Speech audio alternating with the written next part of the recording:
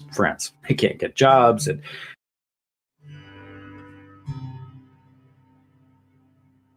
men are struggling profoundly with depression. Men are struggling profoundly with feeling meaningless, like their life is meaningless. They feel like things are purposeless.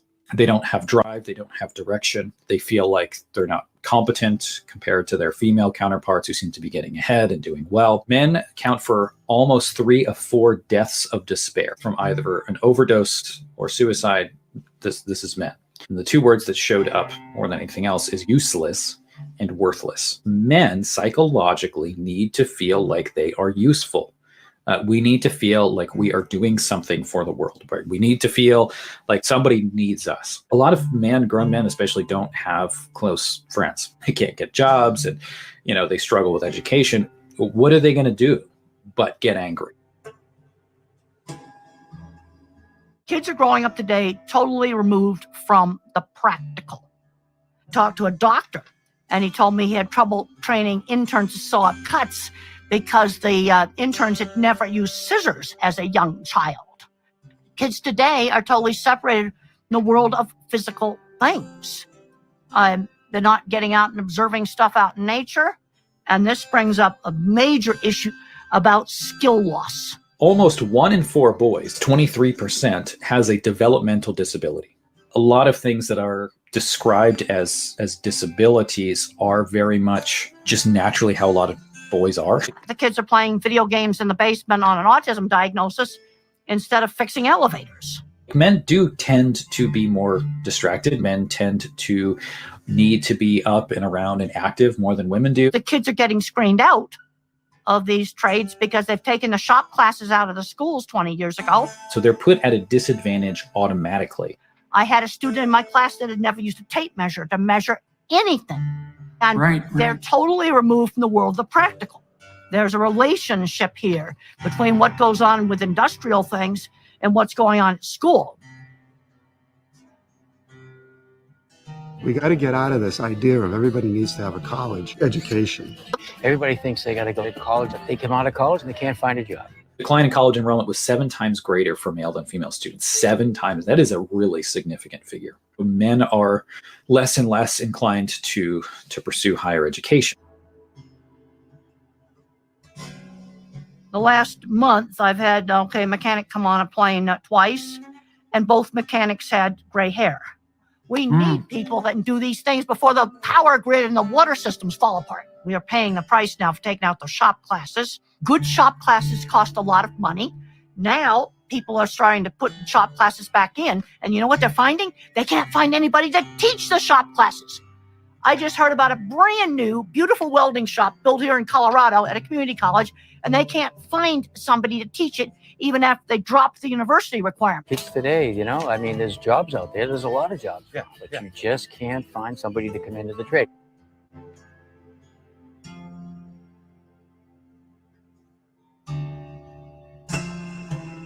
Men that have been raised poor have a far more difficult time escaping poverty than women who are raised poor. And a lot of that, I think, is having a male role model.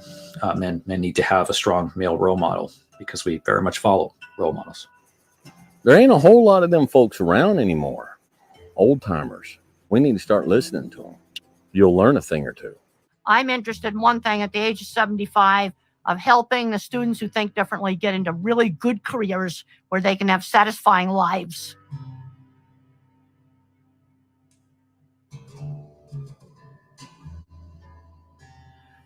You have to be a good person to be around to do well at a working class job.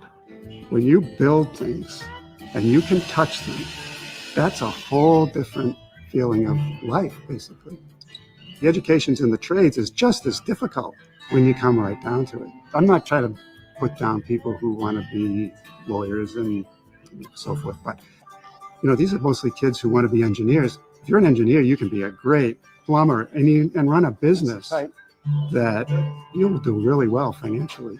So to be a really good plumber, then you have to be highly skilled, but you have to be a clear and honest communicator, and you have to play fair in the most fundamental sense and check out how he interacts with his subordinates, and if he's someone who's teaching them, because you can watch that, and doing that in a fair manner and not talking down to them and not manipulating them and not tyrannizing over them. It can't be just reduced to being a good plumber in the technical sense.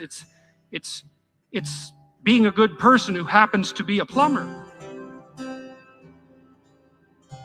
When men feel like they have something to offer, they want to be involved more. How do we do this in the church then? Give men things to do. Make men feel like they are useful and needed in the church. Encourage them. Because the jobs themselves are quite difficult. They're physically strenuous, they're demanding. And the payoff for that in part can be the camaraderie that emerges as a consequence of the shared enterprise. And that can make those jobs extremely worthwhile. You can make very, very good friends in a working class environment. It's amazing how one compliment toward a man that he's doing something well will have a profound effect upon him. Men in the church to just say, hey, I saw you had this skill. It'd be great if you would help us with this. The integrity of our society depends in no small part on the minority of people, and often working class people, who do that sort of thing exceptionally well, right? They're the people who they build everything and they keep everything going. Just go sit down and have coffee with them. Just start hanging out with them and what they do, and just listen to them and let them talk about their years. And it's amazing the reality of life, the simple truth that you'll pick up along the way. If you have an opportunity to encourage a younger man, kind of take somebody under your wing in some way, like do it. Really do it. Encourage them. Lead them toward the good. Lead them toward community, the church, to Christ, the forgiveness of sins, to meaning, purpose in Christ.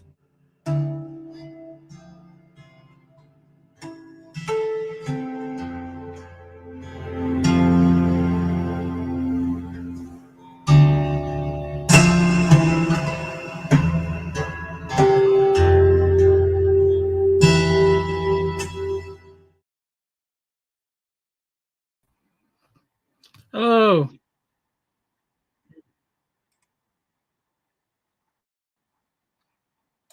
stupid YouTube just keeps playing myself.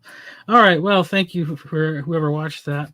You may notice I am in a girly looking room right now because my normal YouTube space has been converted into a space for a baby that is coming in a very short amount of time. So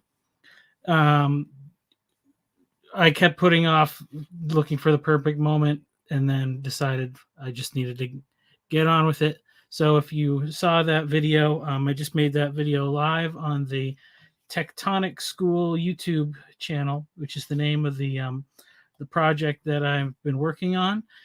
So you can subscribe there, and in that video link, there's also links to a Discord server and a Substack page. So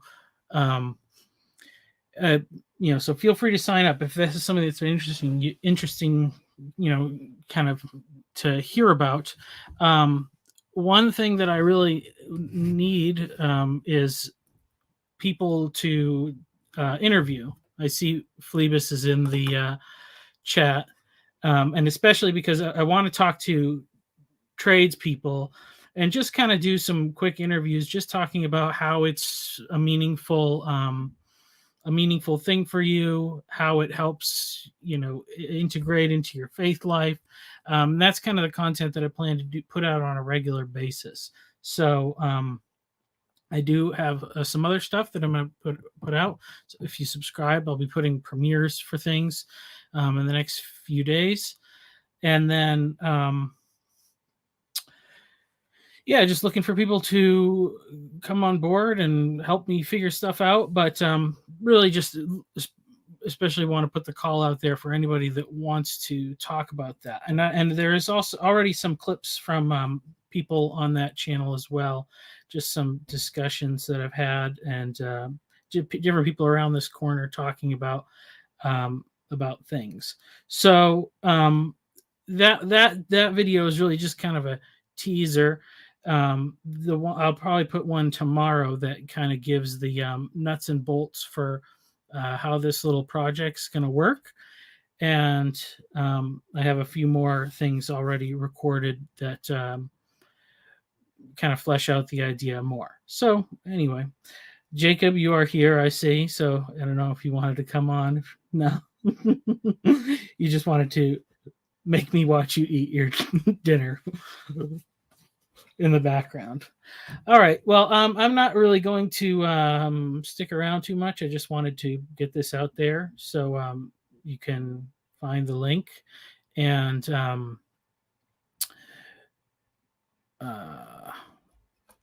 well, what the heck? I'll just put the link out if anybody wants to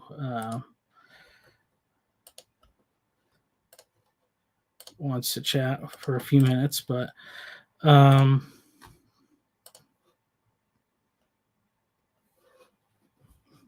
yeah. So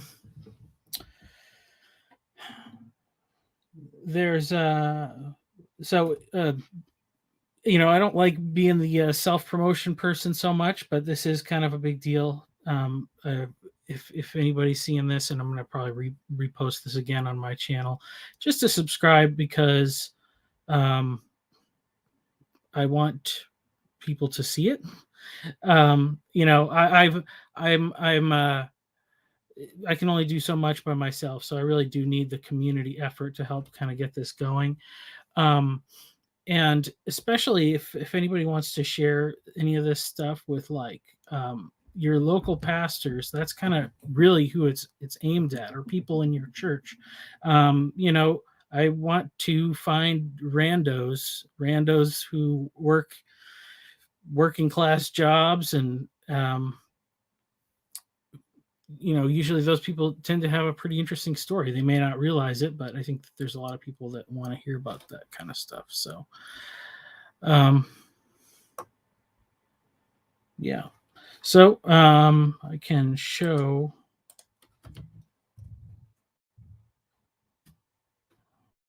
the page so anybody else can see it. And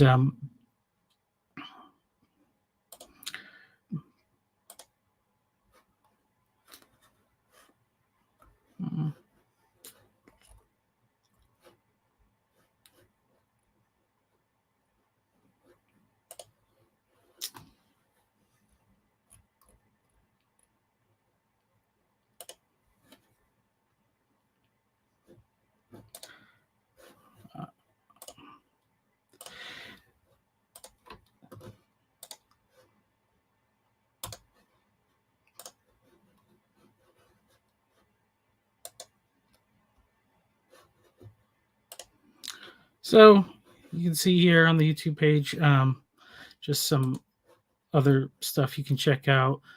Me talking to Burn Power. Kind of, this is when I first came up with the idea.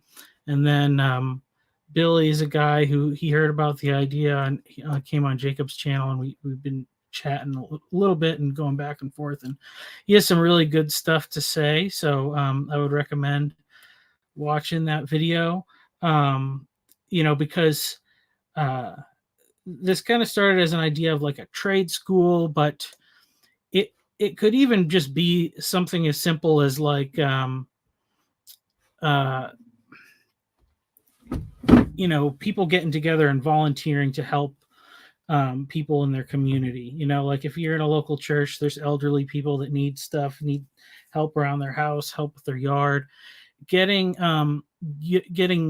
young people involved in learning how to do some of those skills from you know, more experienced people. Trino asked if there is a video that covers my trade skill background. I do have a little bit of something on my channel. I made a video about like how to get into the woodworking business, a little way to break in for somebody who was trying to get started. I do plan to make a bigger one because part of the way this thing's going to work is I don't really want to make like my living off of making videos or running an organization. I actually want to start my own little local instance of this program here in my city, because the idea is that there would be, I'm just going to create some tools and equip people, and they can set up their own program in their own hometown, their own church. Anybody that has a company or who does this kind of work, or like I said, even if it's on the side, if they're doing it on the weekends, it's just a way. I just want to create some tools for people to kind of build their own thing. But because I want to have skin in the game, my goal hopefully is to start working on my own, hopefully within the next year or so. Probably what I would be doing is like cabinet installs, which is kind of what I do right now with the company I work for. I would just be probably working for them as like an independent contractor instead of an employee. But I also did a lot of pretty cool stuff for like set design and things like that. And I'd actually really like to start a company that kind of does things like that for churches and things. You know, churches kind of tend to want stuff that's a little bit, that has design elements in it and things like that. And I wouldn't mind getting back into doing something like that. And I can also make custom stuff. So, but woodworking's basically been my bread and butter for the past several years, and cabinetry specifically for the last four or so. But what I went to school for was learning the Bible, and part of the reason why I came up with this idea is that I realized that going to Bible college only really gives you the opportunity to work for a church, maybe, and it doesn't equip you that much. And my dad was a pastor of a small church, and I learned that in most instances, being a pastor in a small church means that you have a lot more responsibility beyond just the preaching. And some of that involves things like maintaining the building, but also just, depending on the size of the congregation and who's there, you might just be the person that has to help the people in need. And as a pastor's kid, I certainly spent a lot of times helping my dad fix stuff that was broke in people's houses. A little bit of everything, plumbing and drywall and carpentry and painting and any of that kind of stuff. And a lot of cleaning up yards and helping people move and helping people empty out their house and all sorts of stuff like that. So part of the goal is also that people that might be interested in working for a church or something like that, there's some practical skills that you really, a lot of times people don't realize they need until they need them. And this is a way to kind of get them involved in thinking about this stuff. So anyway, I don't want to take too much more time tonight because I do have to wake up at like 4:30 in the morning. But just wanted to get this out there, so the link is out there and people can check it out. And if you subscribe to the channel, I will be putting out some more content. I'll say probably on Saturday. I'll set a premiere for the next video to come out on Saturday and be rolling stuff out fairly quickly. But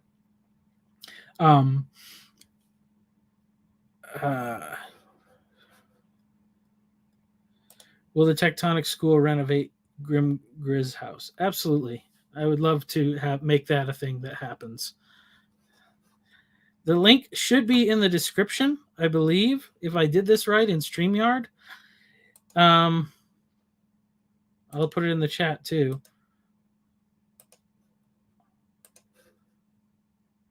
Although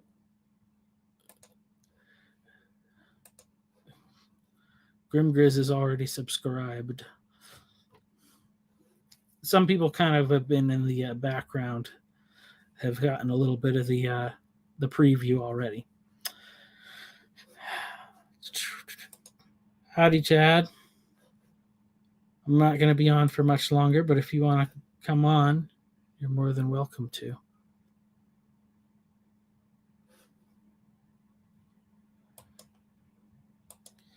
So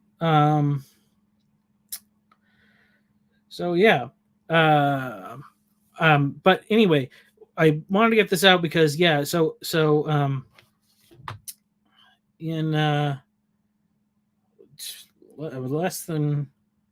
less than 2 weeks, I will have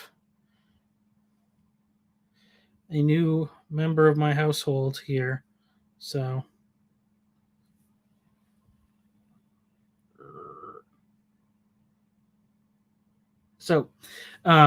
which means that some of the bigger scripted videos are going to be a little tougher to do. But because I should be home a little bit more helping out, I may have more time to do interviews and such. So please, somebody come talk to me. Not right now, but I'd like to set up some chats to kind of make sure the content is able to keep coming. And I have a lot more pastor friends to reach out to than I do people that work in the trade specifically, although I have some. So, but if you know someone, then send them my way. Hello, sir. Hey there, guy. You're out and about late in the evening here. It's a little late, so I think 9 something. Yeah. About 9 o'clock. Just leaving my home group right now. Grim Grizz would be very disappointed in me for doing stream yard while driving. But I just wanted to drop in and say, hey, congratulations to Tectonic School going on, man. This is great. Thank you. Yeah, I kind of got to that point of I should schedule a thing and make it all official. And I said, no, that's not my way. I'm just going to drop it out here on the internet and we'll go from here. So ain't nothing to it but to do it. Yeah. So, yeah, dude. Anyhow, ChatGPT can now build houses. So I guess we're going to be out of a job. Oh, screw that. Although I did see a weird thing came across my feed called OpenAI, and I was like, why is this on my feed, dude? So it's like, I think it's a website that they make a bunch of different stuff. I don't know, it's kind of weird. It's on the YouTubes. Yeah, is that one? That was like one of the ones that did art first before, like, I think they did that. Yes. Yeah. I gave up on the AI art because it just never would give me the pictures that I wanted. So it can't read my brain. So apparently. Yeah. Well, apparently there's one I wanted to try to do, but I didn't have the patience. I don't have a computer either, so if I can't do it on a phone, I'm not going to do it. Yeah. But apparently it's called Mid Journey or something like that. Who cares? Yeah. So what kind of projects you got going on right now? Right now I have not much, but preparing for this new child to come. And then, you got a new child coming. Yes, 2 weeks. 2 weeks. So did we know this already? I've said it a little bit here and there. I mean, but yeah, so I will be more outnumbered from 2 daughters to 3 daughters. So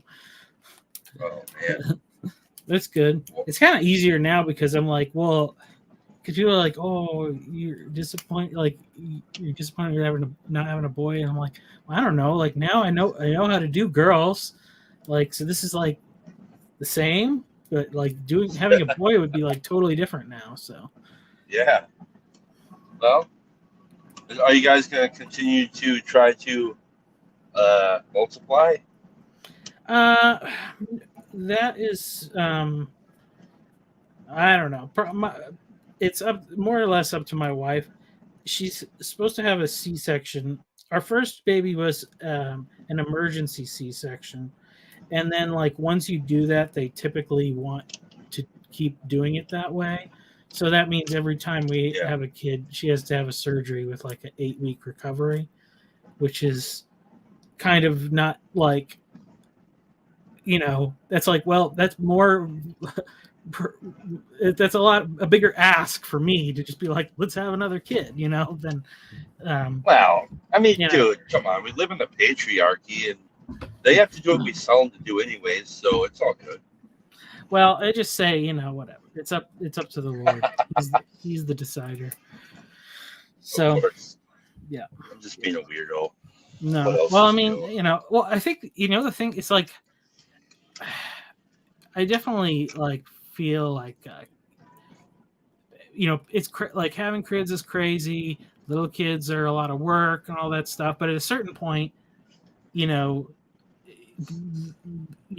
really have more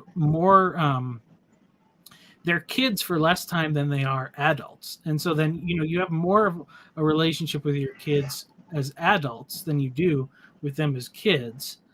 And I think at the end of people's lives, very few. I don't think anybody says, "I wish we had less kids," but I know a lot of people tend to say, "I wish we had more."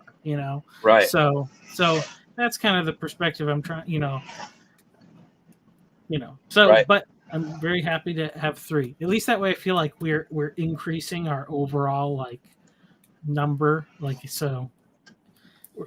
I imagine back in the day when people had like 10 kids, the kids just took care of the kids a lot. Yeah. I think it does kind of work that way at a certain point, because once you have like a 16-year-old and a 14-year-old and a 13-year-old and a 12-year-old, and then it's like whatever, those, they can all take care of a baby pretty easy, Right. Toddlers and stuff. So yeah.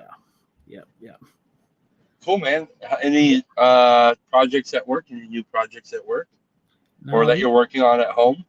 Well, I'm supposed to also remodel our kitchen while I'm taking some time off of work to help with the baby. I don't know how well that will go, but hopefully I'll get at least some of it done, some sections of it. Yeah. But that might be, maybe I'll try to film some of that and put it up there, like you've been doing with some of your projects. So. Yeah, nice. Yeah, I just started at doing residential stuff, and so that's my regular gig now. Yeah. And it was quite stressful. It still is a little stressful, but I'm gonna get better at it, and already am. And I like this bathroom I'm working on now. It'll be nice to just make another little video posting the different stages.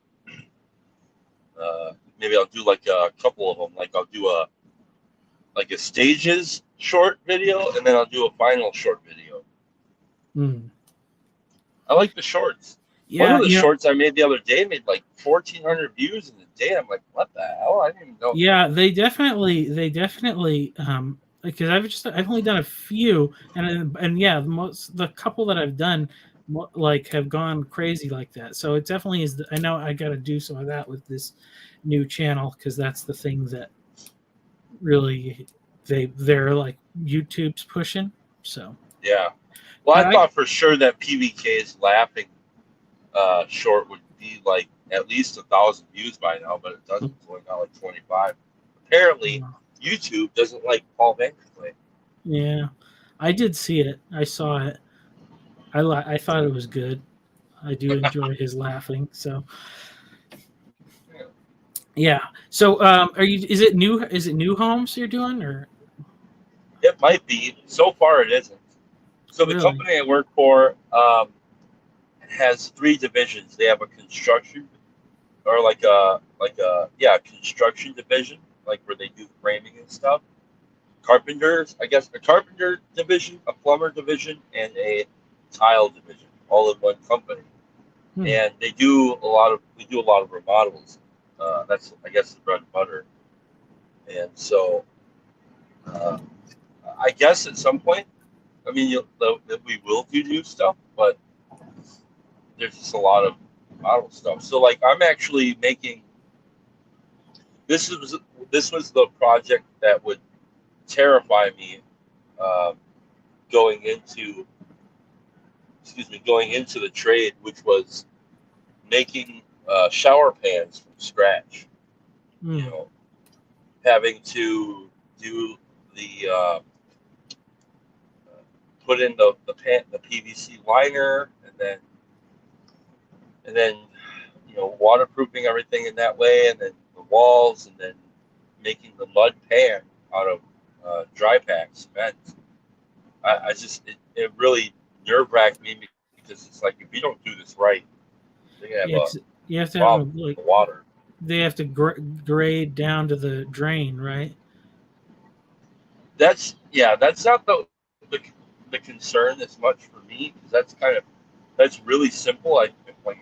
Maybe I'll do a video on that for you and show you how to do it. It's really simple, but the terror is, if you get a hole in that PVC liner, because it's basically just a plastic blanket that you put in there, and then you fold it up just right, and pin it to the wall to make basically like a tub, a liner, so that it keeps the water in.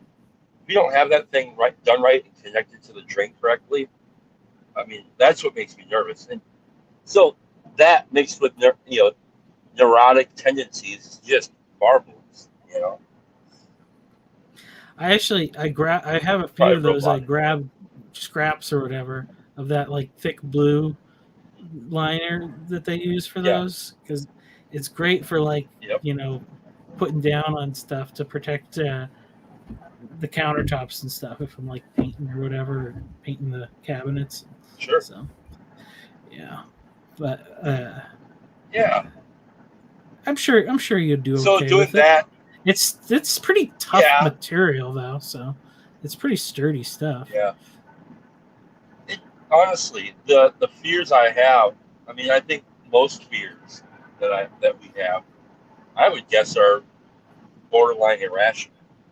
Yeah. And then you have that, and then you start to amplify that with different kinds of temperament. It just makes things a little. It's like, well, Chad, and I can pause and say, Chad, the truth about this is, if you do this a couple of times, it's going to be just fine. You'll know how to do it, and everything will be great. Yeah. Yeah, I always feel usually it's like, once you do something like 3 or 4 times, then it's like not a big deal anymore. But, right. Great skill to have. I mean, you would think, wow, this is a really important thing to be able to do, to be able to make a shower from scratch. Like, that should be like a really high-end skill. Yeah. And then the more you do it, it's like, it's not really that high. That's not that different. It's like just kind of complicated Legos, maybe. It's not that bad. So, yeah, people are happy when they see it and all that. Yeah, the one you showed me was looking good. You got to make that little like that little soap dish in the wall too. Yeah, that's equally nerve-wracking. Only because, again, not having done it, it's like, oh, and then like, I get this feeling, oh, I have to know how to do everything. If I don't do it, if I don't have the knowledge, then I'm going to be screwed. And it's like, there's a guy that is basically retired, but the union will allow him to work up to 700 hours a year. And this guy is working next to me directly until I don't need him anymore. So, like, it's really nice to have this dude, because, like, this company wants somebody that's going to be sticking around for like the next 20 years, basically. Yeah, that's good. And so he's pretty good, and he's really nice dude. He can teach pretty well, and basically just let me do what I need to do. And just having them there as a comfort, it helps build confidence, which is, it makes me think about a lot of stuff. Like if you have a guide with you, it can really help with confidence and not cockiness, but just assurance. And I think that can kind of scale all over the place, like even in discipleship, I mean, or like even sponsorships. Like I don't have all the answers, but I'm right here, man. Chill, you don't have to drive yourself crazy. Yeah. Yeah. That's kind of weird. Like, yeah, it's kind of weird because like at my job, I like suddenly became like the person that was the most experienced at some point. So now I have to like do all that. But then it's weird. It's weird because then it's like some of the jobs we only have to do like, I don't know, maybe 3 times a year or something. So then it's like, oh, I gotta like help somebody else learn how to do it. And then like I have to remember like, wait, how do you do this again? And like sometimes some things it's like I haven't even necessarily done it the same way every time, because like what always happens is like you'll do something and then you're like driving away and you'll be like, oh, I should have done this thing instead. Yeah. But then if you remember that and then you do it the next time, and then it's like, oh, it works. So Well, one of the best ways I've learned in learning in general is showing somebody else. Like that's repetitions are huge. They just help. And now that you can film stuff, so like that'll be helpful too if you have a catalog of how you do different things. I mean, that's what I'm going to be hopefully doing here with some of this stuff. So I can remember. Yeah. I was thinking about that. I'm like, wait, should I do this? Like, if I don't know. I was thinking about like I could do some stuff, but then I'm like, I don't know if like, I don't know how my company will feel like if they find out like I have like a whole YouTube thing or whatever. Well, because there's definitely a lot of videos of me in my truck, on company time. Which I mean, well, even if like some of those things are just recorded procedures for yourself. Yeah. I mean, I don't have to do anything that complicated. My job's kind of weird because I am always fixing stuff. Like, so, and most of the time, some of the times it's stupid. Like some of the times it would be like so much easier to just replace like a whole cabinet, but the builder would have to pay more money for that. So instead, they make me do something that takes like 4 hours instead to fix it. Right. Instead of just replacing the whole thing. So, and it's probably honestly it's not as good as it would be if they just replaced it, depending on what it is. But yeah. It's usually the countertop people. They like put the counters on top of the cabinet and then they like slide them into place and then the cabinets just go and they like fall apart. But then that's really hard to fix when you have a countertop on top of the cabinet. So. Oh, dude. Yeah, for sure. Especially if it's heavy granite and it's already silicone down and Yeah. Well, listen, I'm probably gonna lose you. I just wanted to drop in and say hello and say congratulations, and I'll be looking forward to talking to you again soon, buddy. Have a good one. Bye, everybody. All right. Well, I'm gonna end this because 4:30 a.m. That's when I have to wake up. So anyway, subscribe. Thank you all. You can get in contact me with there on Discord if you want to talk, if you want to do a chat, a little interview. That would be great. So I'll hopefully hear from some folks soon. Thank you.